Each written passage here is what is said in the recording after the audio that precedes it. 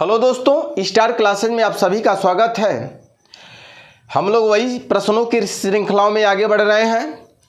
पिछले वीडियो में हम लोग द्विघात समीकरण वाले चैप्टर को कंप्लीट किए थे और आज हम लोग इस वीडियो में एक नए टॉपिक पर विचार करेंगे और आपसे बात अपनी साझा करेंगे। टॉपिक हमारा रहेगा आज का त्रिभुज।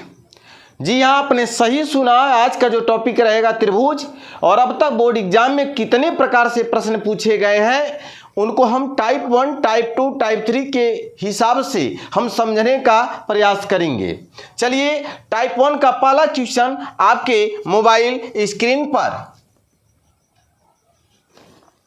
कहा है, त्रिभुज एबीसी में यदि AB बराबर 6 करीब 2 सेमी और AC बराबर 12 सेमी तथा BC 6 सेमी हो तो एंगल B का मान ज्ञात कीजिए। हम एक छोटा सा प्यारा सा अपने समझने के लिए ट्राइंगल का निर्माण कर लेते हैं ABC।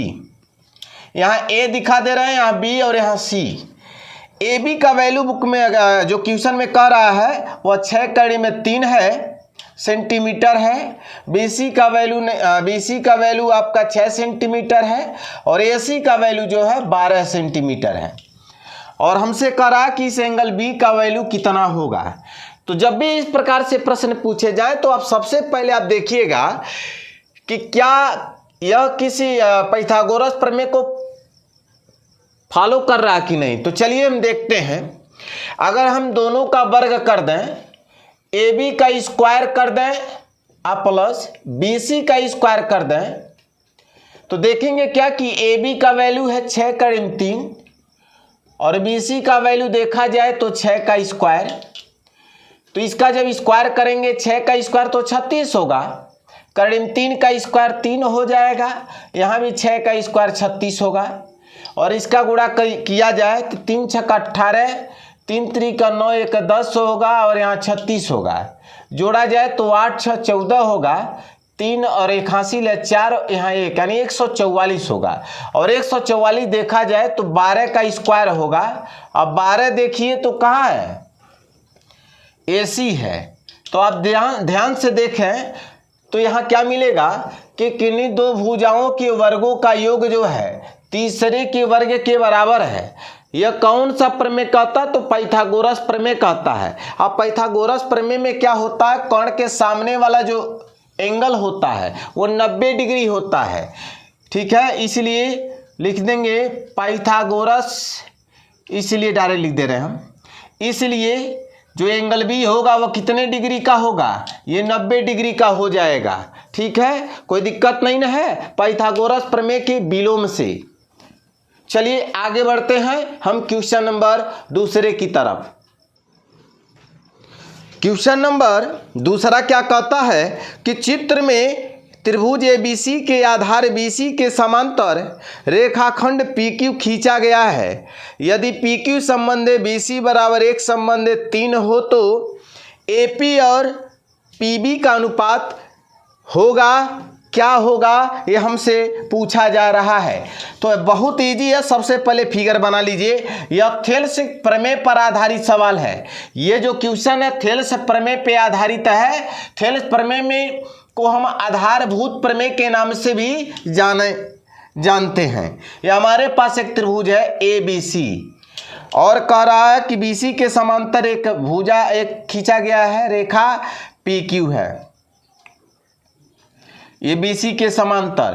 तो हम पढ़े थे थेल्स प्रमेय में, जब किसी त्रिभुज की एक भुजा के समांतर दूसरी भुजा अगर मतलब एक रेखा खींची जाती है तो होता क्या कि वह रेखा त्रिभुज की भुजाओं को अनुपात में विभाजित करता हुआ आपस में क्या होते हैं, बराबर होते हैं। तो चलिए हम क्या करेंगे, जो वैल्यू दिया वह लिख दें। PQ का वैल्यू दिया हुआ है, P से Q का वैल्यू ये दिया हुआ है, PQ का वैल्यू यानी प्रश्न में क्या दिया पहले लिख देते, दिया है। क्या दिया है भाई हमसे, PQ बटे BC का जो वैल्यू है 1/3 है। क्या ज्ञात करने की बात हो रही है, ज्ञात करना है, लिखना है, ज्ञात करना है। क्या ज्ञात करना है कि AP बटे PB का वैल्यू कितना होगा, AP और PB का जो अनुपात होगा वह कितना होगा। तो आप डायरेक्ट क्या करेंगे, क्या लिखेंगे हम लोग, थेल्स प्रमेय से, थेल्स प्रमेय से, थेल्स प्रमेय से क्या होगा कि अगर किसी त्रिभुज की एक भुजा के समांतर तीसरी रेखा खींचा जाए, कोई अन्य रेखा खींचा जाए, तो रेखा क्या करेगा, इन भुजाओं को क्या करेगा, समान अनुपात में विभाजित करेगा। अर्थात एपी, ये एपी बट्टे पीबी का जो अनुपात होगा बराबर होगा ए क्यू बट्टे क्या, क्यूसी के साथ। अब यह प्रमेय का प्रूफ भी हम कर देंगे, आगे हम टाइप में इसको कवर भी कर देंगे क्योंकि टाइप में कवर किए हुए हैं। चलिए एपी का वैल्यू हमसे पूछा जा रहा, कोई बात नहीं, पीबी का वैल्यू नहीं मालूम है, लेकिन आप एक बात और समझिए, पी क्यू दिया और क्यूसी बीसी भी दिया, तो आप ऐसे भी लिख सकते हैं, पी क्यू बटे बीसी लिख सकते हैं। ठीक है, आप ध्यान से देखिए, इतने का इतने के साथ, इसका इसके साथ, इसका इसके साथ जो अनुपात होगा वो बराबर होगा थेल्स प्रमेय के नियम से। अब ध्यान दीजिएगा, अगर आपका जो वैल्यू पूछा जा रहा पी क्यू और बीसी के मदद से ही वैल्यू निकालना, तो इसका इसमें कोई रोल ही नहीं है, तो बस हम इसकी बात करेंगे, पी क्यू बटे क्या लिखेंगे, बीसी, यहाँ ए पी बटे पी बी है ही, बस पी क्यू के जगह लिख देंगे 1 और बीसी के जगह नीचे लिख देंगे 3। तो हमसे यही पूछा गया था। तो क्वेश्चन नंबर 3 हमारा 2 हमारा कंप्लीट होता है। चलिए आगे बढ़ते हैं हम क्वेश्चन नंबर 3 की तरफ। क्वेश्चन नंबर 3 क्या कह रहा है, ठीक है, समझ में आ रहा है आपको, कोई दिक्कत हो, डाउट हो तो हमें जरूर बताइए। चलिए क्वेश्चन नंबर 3 की तरफ चलते हैं। क्वेश्चन नंबर 3 क्या कहता है, आपके मोबाइल स्क्रीन पे फिगर बना लेते हैं, क्योंकि कह रहा चित्र में डी समांतर है बीसी के, एक त्रिभुज है, ऐसे कुछ यहाँ कह रहा ए है, ए बी है और ए सी है, और यहाँ बीसी के समांतर डी है, और कह रहा कि डी बी का जो वैल्यू है वो ए डी का वैल्यू पहले एक्स है, यहाँ एक्स सेंटीमीटर है, और डीबी का जो वैल्यू है वो कह रहा है x-2 है, ये भी सेंटीमीटर में है, ठीक। और ए की बात करें तो ए का वैल्यू x+2 है, और देखा जाए इसी का तो इसी का वैल्यू x-1 है। तो आप डायरेक्ट वही थेल्स प्रमेय से लगा देंगे क्या कि संगत भुजाओं का अनुपात AD बट्टे DB बराबर होगा AE बट्टे क्या होगा EC।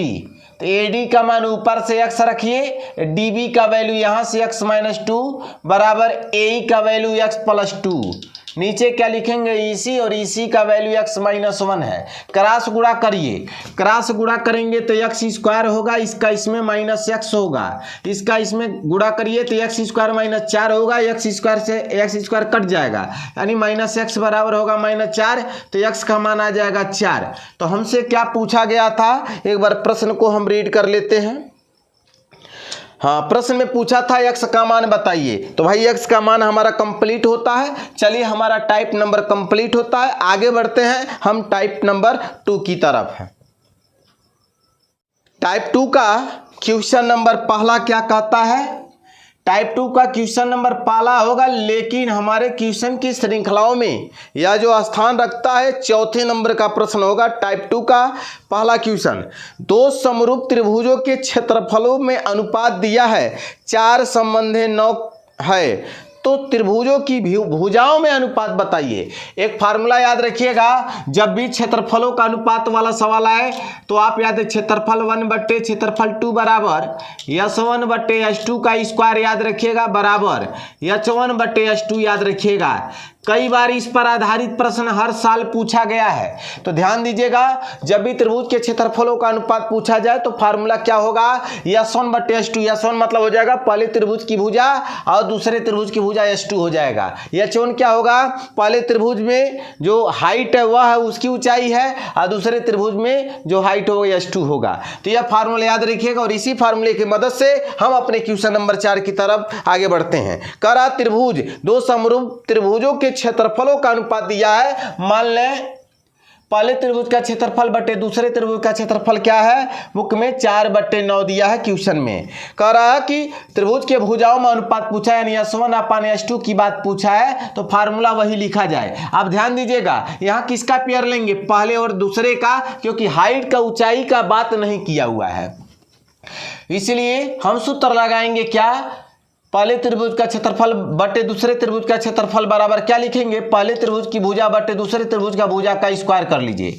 यहाँ देखिएगा इसके जगह क्या रखेंगे 4/9 और यहाँ हमारा S1 अपान S2 होल स्क्वायर है। ठीक है, अगर मैं स्क्वायर हटा दूं तो S1 अपान S2 का जो वैल्यू आएगा करड़ी में आएगा 4/9, स्क्वायर रूट 2 बटे हो जाएगा 3, है ना। कंप्लीट हो गया भाई हमारा क्वेश्चन नंबर कौन सा, चौथा, टाइप 2 का क्वेश्चन नंबर चौथा कंप्लीट होता है। आगे बढ़ते हैं अगले क्वेश्चन की तरफ। प्यारा सा क्वेश्चन आपके मोबाइल स्क्रीन पर, क्वेश्चन नंबर 5 है।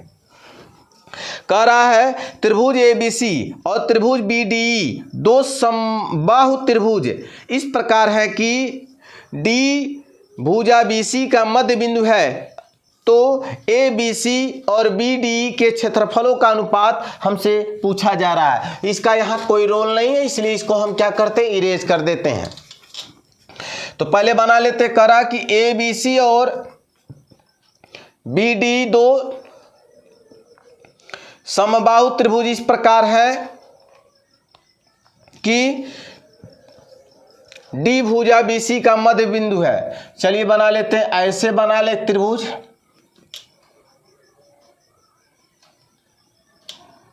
चलिए आगे बढ़ते हैं क्वेश्चन नंबर 3 की तरफ।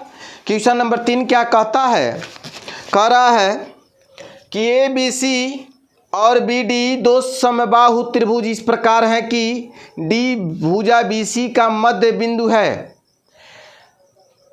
त्रिभुज ABC और त्रिभुज BD के क्षेत्रफलों का अनुपात है और हमसे यही पूछा गया है। तो मान लें समरूप त्रिभुज है, मान लीजिए भुजा अगर यह है तो यह भी A होगा, यह भी A होगा, क्योंकि कह रहा त्रिभुज ABC एक समबाहु त्रिभुज है। अगर समबाहु त्रिभुज है तो प्रत्येक भुजा बराबर होगी। हम अपने सुविधा के लिए क्या मान लिए कि AB BC और जो AC है सब AA है। ठीक है, आगे क्या कर रहा है, तो हमसे पूछा क्या है और क्या दिया कि त्रिभुज ABC है, समरूप है त्रिभुज किसके, BDE के। चूंकि त्रिभुज ABC समरूप है त्रिभुज BDE के, इसलिए और एक बात और कह रहा है कि जो BD है, कह रहा जो आपका BD होगा वो कितना होगा, टोटल अगर मान लीजिए क्या है आपका, टोटल अगर मान लें A है या टोटल दूरी A है, तो अगर मान लीजिए हमको BD निकालना हो तो आधा होगा। आधा कैसे लिखते हैं, A/2, आधा में कोनो बाधा नहीं ना है, तो इसलिए जो BD का वैल्यू होगा वो क्या हो जाएगा, A/2 होगा। कैसे, क्योंकि ये माध्यिका हो जाएगी।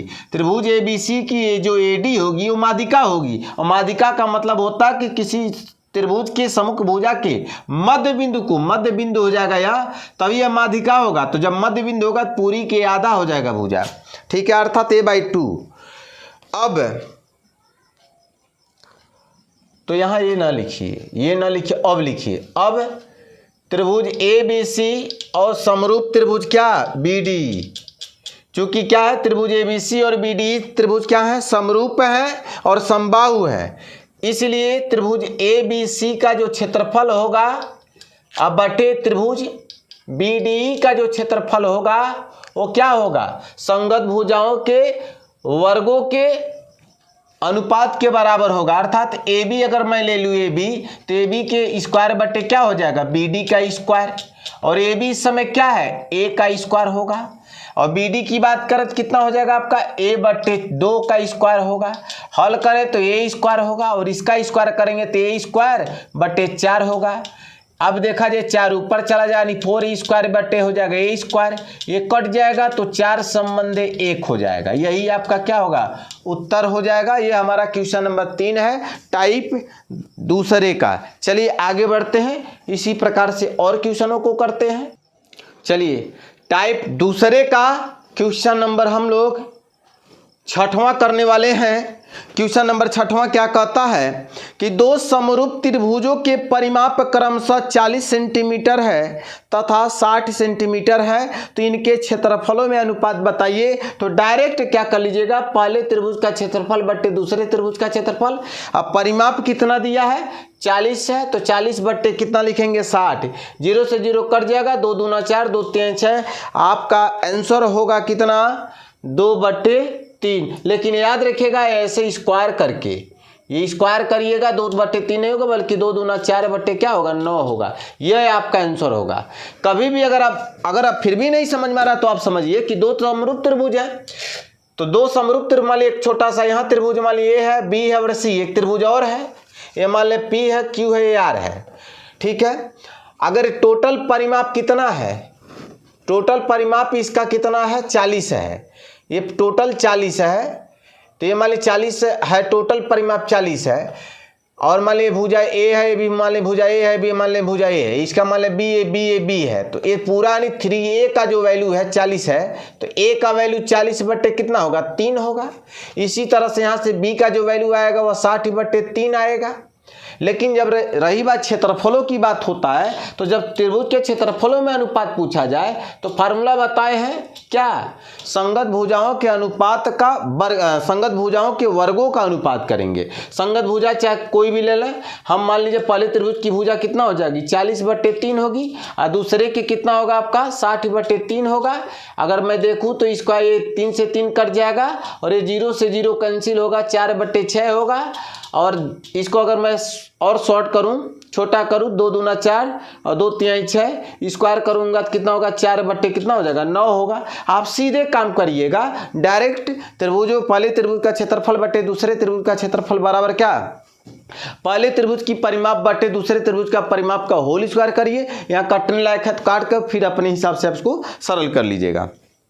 तो हमारा टाइप नंबर 2 कंप्लीट होता है। आगे हम अगले वीडियो में आगे और भी टाइप के प्रश्नों को करने का प्रयास करेंगे। तो बस इतना ही। जय हिंद, जय भारत।